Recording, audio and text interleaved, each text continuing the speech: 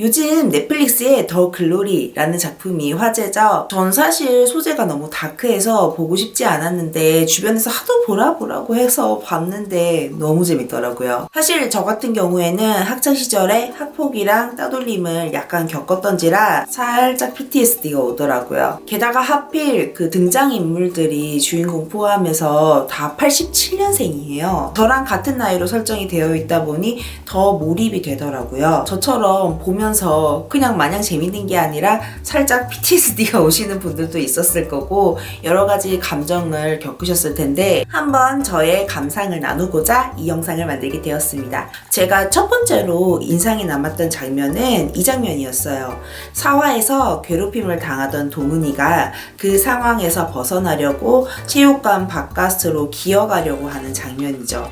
그러다가 사정없이 연진이 무리에게 끌려 들어와요. 그걸 보는데 제가 정말 까마득하게 잊고 있었던 장면이 하나 생각이 났어요. 바로 학교 가는 길이더라고요. 학교 가는 차 안에서 제발 오늘은 누가 나한테 뭐라고 하거나 괴롭히지 않았으면 좋겠다 이 생각을 하면서 학교를 가곤 했거든요. 가기 싫은 곳에 억지로 끌려가는 느낌이 있었어요. 어쩔 수 없잖아요, 학교에 가는 거는. 저는 어떤 상황이었냐면 초등학교 때인데 괴롭히는 아이들이 2-3명 있었어요. 남자애들이었고요. 그중 2명이 연진이처럼 인물도 괜찮고 공부도 그럭저럭 하고 선생님들한테 인정도 받는 그런 아이들이었는데, 그리고 한 명은 동은이한테 농담하는 그 선생님처럼 생겼었어요. 진짜로. 그래서 저는 그 선생님이 등장했을 때 가장 기분이 나빴어요. 걔네들 셋이서 저 포함해서 좀 약한 애들을 돌아가면서 괴롭혔어요. 그 중에 제일 우두머리격 되는 남자애는 진짜 신체적으로 때렸어. 막 되게 발로 차고 머리 때리고 이런 건 좀 예사로 있었어요. 저는 진짜 배도 맞아봤거든요. 불행 중 다행으로 제일 폭력적이었던 애는 좀 빨리 전학을 갔고, 남은 2 남자아이들은 그 남을 때리지는 않았는데요. 말로 굉장히 남을 희롱하고 조롱하고 괴롭히고 막 이런 애들이었어요. 그 2명이 중학교 때까지 저 포함해서 좀 약한 애들을 괴롭혔었거든요. 초등학생이 보기에 중학교는 정말 아득해 보이잖아요.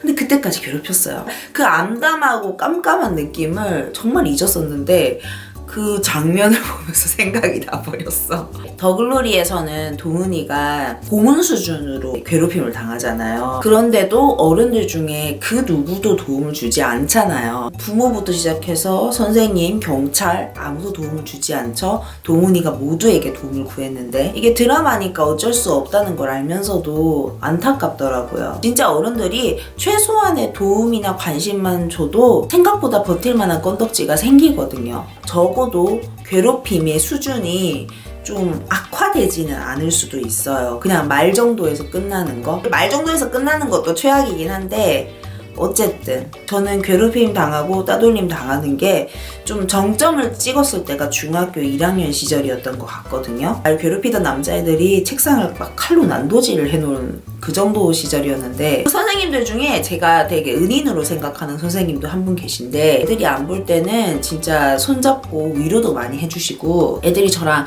짝을 안 하려고 했거든요. 그러니까 교탁 쪽에 책상을 붙이게 해주셔가지고 거기서 수업을 듣게 해주셨거든요. 어떻게 보면 따돌림 당해서 거기 간 거긴 한데 청소 같은 것도 교무실 같은 걸로 배정해 주시고 이 선생님이 저를 좀 가까운 데서 좀 자주 지켜보려고 해주셨던 것 같아요.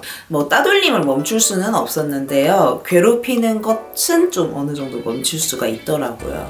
선생님이 미래에 대해서 이런저런 얘기도 참 많이 해주셨거든요. 미래는 이런 걸 잘하니까 이런 것도 해봐라. 나중에 외국에 나가서도 살아봐라. 이런 얘기를 많이 해주셨어요. 또 미래를 생각하면서 좀 버틸 힘도 생겼고, 선생님한테 더 잘 보이고 싶으니까 공부도 더 열심히 했습니다. 동은이 담임이었던 그 미친 선생이 제가 만났던 선생님처럼은 발톱도 못 따라가겠지만 정말 최소한의 책임, 의무만 다했더라도 시기 풀고 개 패듯이 패지만 않았어도 동은이한테는 정말 작은 구원이 돼줄 수도 있었을 텐데 그걸 못하죠.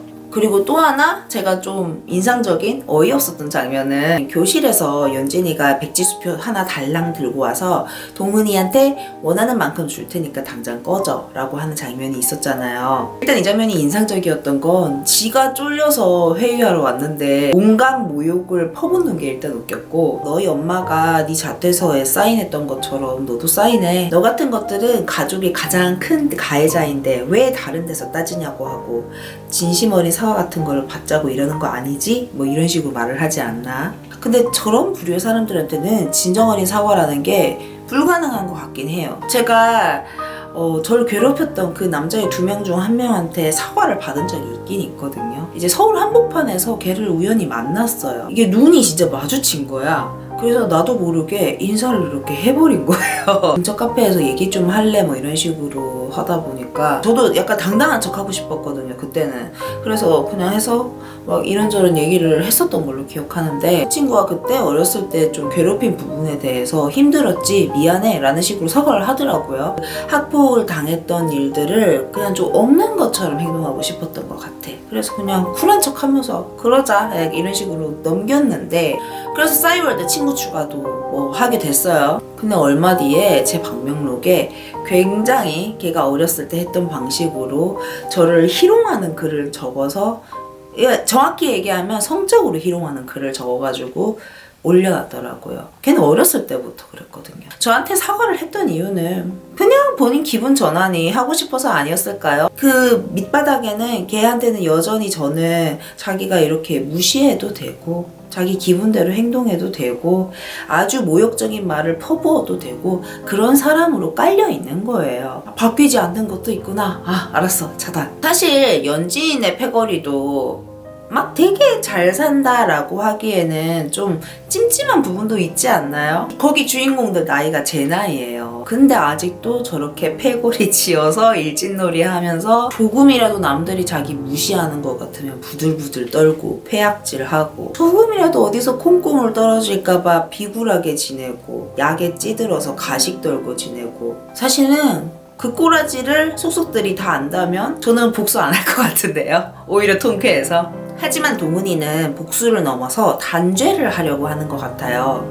본인이 철저하게 외면받고 구원받지 못한 교실로 돌아와서 심판자가 되는 거죠. 처절하게 본인의 인생이 나락으로 떨어졌었기 때문일까요? 사실 그것만 있다면 동은이는 그냥 보란듯이 잘 사는 게 최고의 복수가 될 수도 있다고 전 생각을 해요. 근데 제 생각에는 동은이가 본인이 그 일을 겪으면서 오히려 본인이 외면했던, 자기보다 먼저 괴롭힘 당했던 어떤 친구의 고통을 복기하고 공감하고 방관자로서 씻을 수 없는 죄를 지었다고 생각하고, 그래서 행복은 포기한 채 피해 복수극을 벌이고 있는 거 아닌가. 그런 면에서 동은이는 여전히 어릴 때처럼 구원을 바라고 있는 것 같아요. 그래서 제목이 더 글로리 아닐까요? 더 해피니스가 아니라. 가해자들은, 그러니까 저를 어렸을 때 괴롭혔던 그 친구들도 그렇고 본인이 잘근잘근 짓밟았으니까 그 상대한테 미래가 있으리라고 감히 예측하지 못하는 것 같아요. 지금 누군가를 괴롭히고 있다? 당장 멈추셨으면 좋겠습니다. 본인을 위해서 멈추세요. 사람이 영원히 피해자로 남는 사람은 없어요. 그럴 거라고 믿고 싶겠지만 그렇지 않습니다. 그리고 당신, 그리고 당신의 가족, 당신의 자녀, 이런 사람들을 정말 죽을 때까지 저주할 사람들을 굳이 만들 필요 없잖아요. 저는 반성하라고까진 얘기 안 해요. 영리하게 처신하시고 본인을 위해서 멈추시길 바랍니다. 더글로리 시즌2가 3월에 공개된다고 하는데 어떤 내용이 나올지 저도 너무 기대가 되네요. 그럼 저는 기회가 된다면 또 감상 콘텐츠로 찾아뵙도록 할게요. 안녕!